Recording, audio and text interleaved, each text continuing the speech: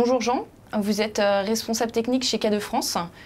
Pourriez-vous nous dire ce que fait votre société? Oui, alors K2 édite une solution de workflow en fait, pour les environnements Microsoft.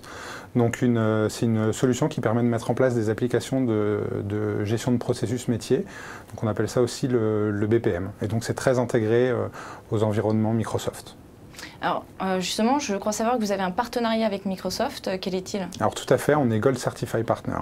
Et qu'est-ce que ce partenariat vous apporte concrètement? Alors ça nous donne pas mal d'avantages en fait, puisqu'on a des échanges qui se font au niveau des services commerciaux, mais également au niveau de la partie R&D, des labs, puisqu'en fait on participe à tous les programmes TAP en fait, de Microsoft.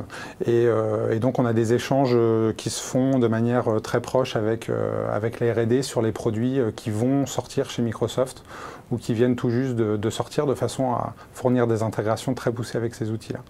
Très bien.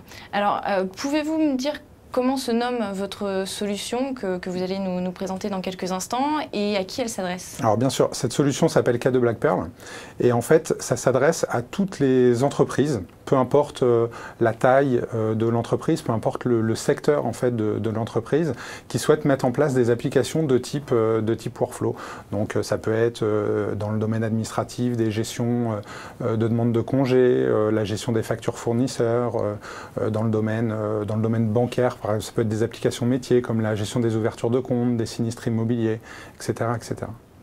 Vous pourriez nous citer quelques exemples clients qui utilisent le produit? Ah oui, alors bien sûr. Donc, par exemple, une des applications dont j'ai parlé avant, donc la validation des factures fournisseurs, c'est quelque chose qui a été mis en place à la Lyonnaise des Eaux. Donc, ça permet de gérer à la Lyonnaise 400 000 factures par an. Ça touche 3 000 utilisateurs.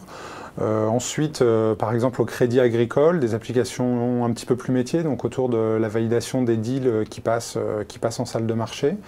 Et puis, chez d'autres clients comme Sanofi ou Bayer, par exemple, ils font beaucoup de validation de documentation technique, validation des publications juridiques, des communications marketing, des choses comme ça.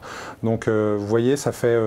Vous avez tout type d'applications, aussi bien des applications dites support qui peuvent être utilisées en fait, dans n'importe quelle entreprise, que des applications très métiers pour lesquelles on ne pense pas forcément à une brique workflow, et puis des applications de type documentaire pour des intégrations poussées avec SharePoint. Est-ce qu'éventuellement vous pourriez nous faire une petite démonstration de ce produit? Pas de souci, je peux vous faire une petite démonstration tout de suite. Donc, alors, les démonstrations, on les fait sous forme de machine virtuelle. Donc ici, vous avez un environnement sur lequel il y a tout ce qu'il faut pour faire fonctionner K2. Et comme quand on parle de workflow, on a besoin de se connecter avec des comptes utilisateurs différents. J'ai une petite barre d'outils ici qui me permet de lancer mon navigateur ou mon Outlook avec les informations de connexion de tel ou tel utilisateur. Donc là, je vais me connecter avec Sun du service informatique. Donc j'arrive sur le portail SharePoint portail SharePoint achat en fait de Sun. Sur ce portail SharePoint, donc j'ai quelques fonctionnalités K2, donc une liste des tâches. Donc qui me permet de voir le travail que j'ai à faire. Et puis si on descend aussi sur la partie en bas à droite, on a des rapports en fait qui sont construits dynamiquement en fonction de ce qui se passe sur les workflows, et donc ici sur le workflow qui permet de gérer les demandes d'achat. Donc ce que je vais faire dans ma démonstration, c'est que je vais initialiser une demande d'achat avec Sun, et puis ensuite j'irai la valider avec son responsable hiérarchique, et puis je vous montrerai comment tout ça a été mis en place avec les outils K2. Donc, je lance le formulaire de demande d'achat. Donc, comme vous pouvez le constater, le formulaire est ici fait avec Infopass et donc s'exécute avec la partie form server d'Infopass. Donc, grâce à une technologie qui s'appelle les Smart Objects de K2, on a récupéré des informations sur la personne qui était connectée, donc son nom, son service. On a attribué un identifiant à la demande d'achat. Et puis, ici, on va pouvoir sélectionner dans une liste de produits les choses qu'on peut acheter. Donc, on va acheter des pommes, on va en acheter une centaine de cagettes, puis... on va acheter en plus des fraises, par exemple. On va en acheter 19 barquettes. Donc ça me fait les fonctionnalités d'Infopass me permettent en fait de faire des calculs sur le montant total en fait de la demande. Et une fois que j'ai fini de faire ma demande, je vais la soumettre. Et donc à partir de ce moment, en fait, un service web K2 est exécuté et va lancer la demande au niveau du serveur K2. On va attendre un petit peu, et dans la liste de suivi qui est ci-dessous, qui est une liste de suivi construite avec les outils SharePoint, donc c'est une bibliothèque de documents standard. On va retrouver des informations sur ce qui s'est passé sur la demande. Normalement, dans la liste de suivi des demandes d'achat qui est présentée en dessous sous forme de bibliothèque SharePoint, je retrouve la demande numéro 38 qu'on vient d'initialiser ensemble et qui est en cours d'approbation. Je peux cliquer sur le lien qui est ici. J'arrive sur la page de suivi graphique où en fait je vois la modélisation qui a été faite et avec des codes couleurs les étapes par lesquelles on est passé. Donc en vert ce qui s'est passé, en bleu les étapes où on est actuellement, et quand il y a du rouge c'est des chemins qui n'ont pas été pris. J'ai accès depuis cette interface à des informations statistiques sur ma demande, combien de temps il a fallu pour traiter chacune des étapes qui composent la demande. Donc ce suivi en fait va évoluer en temps réel en fonction de ce qui va se passer sur les différents workflows. Donc je vais me connecter avec le responsable hiérarchique de Sun, donc comme LAN. J'arrive sur la même page d'accueil, et sur cette page d'accueil, j'ai dans la liste des tâches que j'ai à faire, j'ai effectivement la demande numéro 38 qui est en cours d'approbation. Au niveau du composant liste de tâches, je peux faire des filtres dynamiques, du genre je veux voir uniquement ce qui concerne des approbations. Donc je commence à taper approbation, ça réactualise ma liste des tâches, et ça me surligne ce qui répond à ma demande. En cliquant sur la ligne, ça me charge mon formulaire, donc on retrouve le formulaire qu'on avait commencé ensemble, donc on voit les informations qui ont été saisies précédemment, et puis je vais pouvoir prendre une décision. Donc est-ce que je suis d'accord ou pas? Donc je vais demander des modifs pour une raison assez intéressante, voilà. Je soumets ma demande. Enfin, je soumets le formulaire, je reviens sur la page d'accueil de mon portail, et vous voyez la demande n'est plus en cours d'approbation, elle doit être passée en cours de modification, donc effectivement on la retrouve ici. Et si j'affiche le suivi graphique, on va voir que les couleurs ont évolué et qu'à présent, on est sur cette étape-là. Donc voilà comment ça peut se passer pour un utilisateur final. Maintenant, je vais vous montrer très rapidement comment on peut mettre en place ce genre d'application avec K2. Donc je suis dans SharePoint, je me connecte à une liste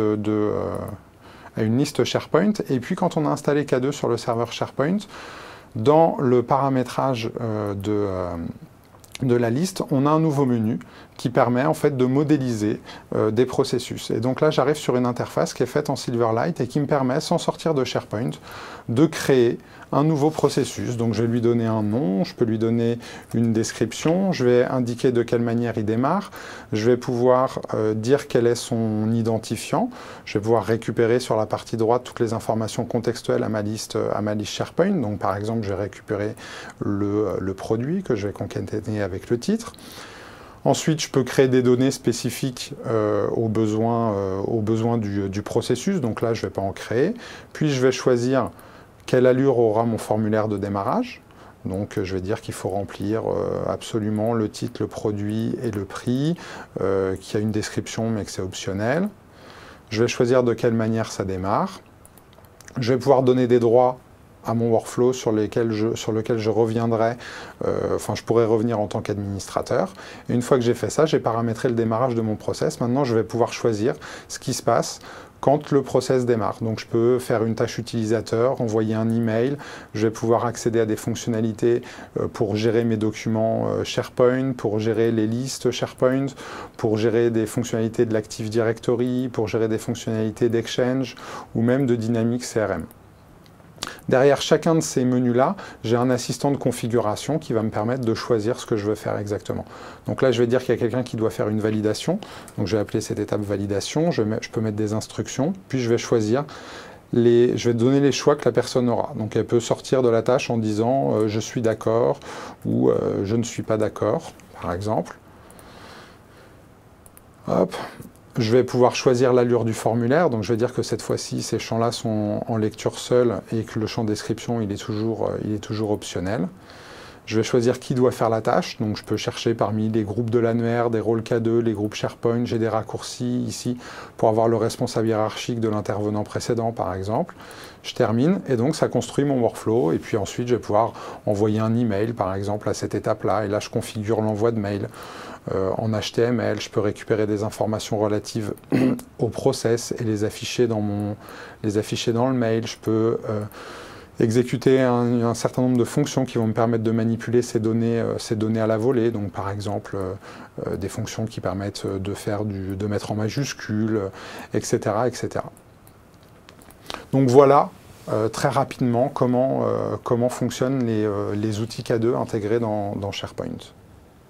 Très bien, alors vous avez cité SharePoint, Infopass, Silverlight, etc. Est-ce que vous pourriez revenir un peu sur l'intégration des technologies Microsoft au cœur de votre solution? Alors la grosse force de K2, effectivement, c'est de proposer des intégrations avec l'ensemble des outils du monde Microsoft.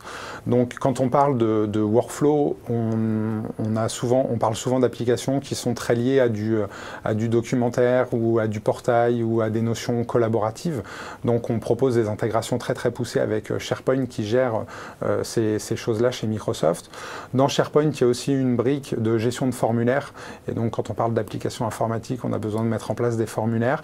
Ça s'appelle Infopass. K2 propose donc des intégrations aussi avec Infopass. Mais à côté de ça, on a effectivement des intégrations donc avec Exchange, avec l'Active Directory, avec Dynamics CRM, avec Beanstalk. On peut exécuter des web services ou des flux WCF qui communiquent avec des bases de données SQL Server, avec tout type en fait de logiciels dans l'entreprise.